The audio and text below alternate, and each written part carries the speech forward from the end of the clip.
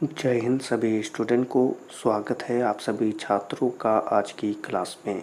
बच्चों, आज की क्लास में हम आप सभी बच्चों को पढ़ाने के लिए क्लास 10th के साइंस का एक बहुत ही वीवीआई क्वेश्चन यहाँ पर लेकर आ गए हैं आज की क्लास में, जो आप सभी बच्चों की मैट्रिक परीक्षा के लिए बहुत ही महत्वपूर्ण प्रश्न है।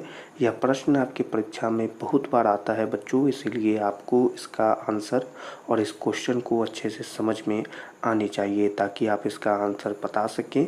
इसीलिए चलिए आज की क्लास को यहाँ पर शुरू करते हैं और आपको अच्छे से आज के प्रश्न को यहाँ पर याद कराते हैं। क्लास का प्रश्न है बच्चों कि प्रकाश संश्लेषण क्या है या प्रकाश संश्लेषण किसे कहते हैं। यह प्रश्न ऐसे भी आपसे पूछा जा सकता है, तो उत्तर में जो बातें हैं उसे ध्यान में रखेंगे कि प्रकाश संश्लेषण क्रिया में हरे पौधों द्वारा सूर्य के प्रकाश की उपस्थिति में प्रकाश से ऊर्जा प्राप्त करके, पहले यहाँ पर जितने भी बातें हैं उसे अच्छे से समझेंगे। सबसे पहले यहाँ पर ध्यान दें कि प्रकाश संश्लेषण की बात हो रही है, यानी कि यहाँ पर प्रकाश का भी बहुत ज़्यादा यहाँ पर रोल होगा। तो प्रकाश क्रिया में हरे पौधे, यहाँ पर ये भी ध्यान रखें कि प्रकाश क्रिया में कौन भाग लेते हैं, तो हरे पौधे भाग लेते हैं। तो प्रकाश संश्लेषण क्रिया में हरे पौधे द्वारा सूर्य के प्रकाश की उपस्थिति में प्रकाश से ऊर्जा प्राप्त करके, यानी कि यहाँ पर सबसे पहले ऊर्जा किससे प्राप्त की जाती है, तो प्रकाश से प्राप्त की जाती है। याद रखिएगा, प्रकाश से ऊर्जा प्राप्त करके तथा क्लोरोफिल की उपस्थिति में। क्लोरोफिल क्या होती है बच्चों, ये पौधे के अंदर ही होती है, आप अच्छे से जानते होंगे। हरे रंग के एक पदार्थ होती है जो पौधे के पास उपस्थित होती है। तो क्लोरोफिल की उपस्थिति में कार्बन डाइऑक्साइड CO2 बहुत स्रोतों से आप पौधे को प्राप्त करा सकते हैं। ठीक है, आप जो श्वसन क्रिया कर रहे हैं उसमें जो श्वसन आप छोड़ते हैं उसमें भी कार्बन डाइऑक्साइड ही निकलता है।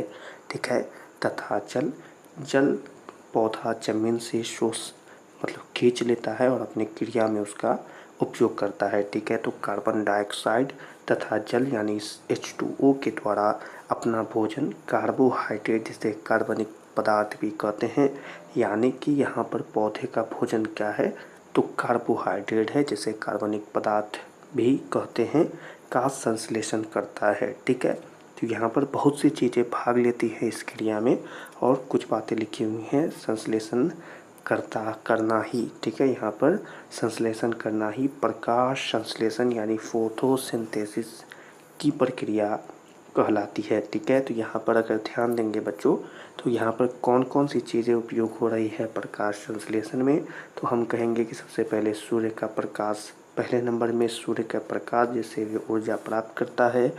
दूसरे नंबर में वो क्लोरोफिल का जो उसके पास उपस्थित है उसका उपयोग करता है, कार्बन डाइऑक्साइड, ठीक है, और H2O यानी कि पानी का भी वह उपयोग करके कार्बोहाइड्रेट अपना भोजन, जैसे कार्बनिक पदार्थ कहते हैं, वो बनाता है। और पूरी प्रक्रिया को हम क्या कहते हैं, तो प्रकाश संश्लेषण यानी कि फोटोसिंथेसिस की प्रक्रिया कहते हैं। ठीक है, बहुत ही आसान भाषा में है, आप सभी स्टूडेंट समझ लिए हैं, तो आपको एक बार इसे लिखना भी होगा ताकि आपको यह याद रहे, तो इसीलिए एक बार सभी स्टूडेंट इसे ज़रूर लिखेंगे। चलिए आइए लिखते हैं, इसे साथ साथ लिखेंगे।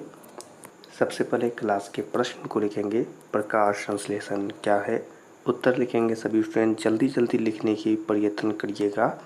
प्रकाश संश्लेषण क्रिया में हरे पौधों द्वारा सूर्य के प्रकाश की उपस्थिति में प्रकाश से ऊर्जा प्राप्त करके, प्रकाश संश्लेषण क्रिया में हरे पौधों द्वारा सूर्य के प्रकाश की उपस्थिति में प्रकाश से ऊर्जा प्राप्त करके, ठीक है, ऊर्जा प्राप्त कर तथा क्लोरोफिल की उपस्थिति में कार्बन डाइऑक्साइड CO2 तथा जल H2O के द्वारा अपना भोजन कार्बोहाइड्रेट, जिसे कार्बनिक पदार्थ भी कहते हैं, क्लोरोफिल की उपस्थिति में कार्बन डाइऑक्साइड CO2 तथा जल H2O के द्वारा अपना भोजन कार्बोहाइड्रेट, जिसे कार्बनिक पदार्थ भी कहते हैं, का संश्लेषण करना ही, ठीक है, का संश्लेषण करना ही प्रकाश संश्लेषण यानी फोटोसिंथेसिस की प्रक्रिया कहलाता है।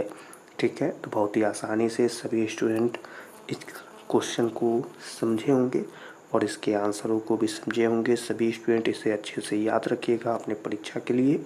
आज की क्लास को यहीं पर समाप्त करते हैं। क्लास पसंद आई हो तो लाइक करें और अपने मैट्रिक परीक्षा 2026 के लिए और इसी प्रकार के बहुत ही महत्वपूर्ण सब्जेक्टिव क्वेश्चनों के लिए चैनल को सब्सक्राइब करें। आज की क्लास आपको कैसी लगी कमेंट में ज़रूर बताएं और अपने दोस्तों के साथ इस क्लास को भी ज़रूर शेयर करें ताकि वे भी ये क्वेश्चन पढ़ सकें और अच्छे से एग्ज़ाम दे सके। आज की क्लास को यहीं पर समाप्त करते हैं। सभी छात्रों से मिलेंगे अगली क्लास में। तब तक के लिए आप सभी छात्रों को जय हिंद।